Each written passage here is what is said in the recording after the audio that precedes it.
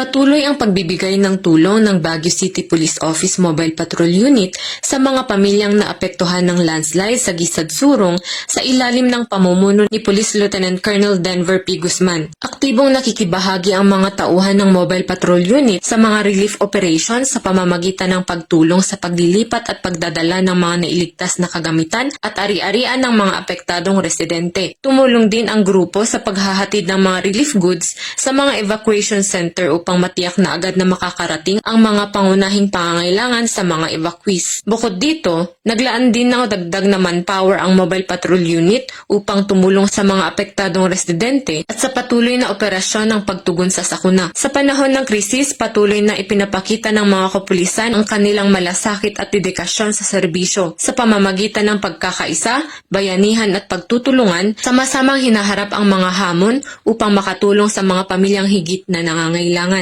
Sa panahon ng pangangailangan, ang kapulisan ay patuloy na nakikiisa, tumutugon at naglilingkod.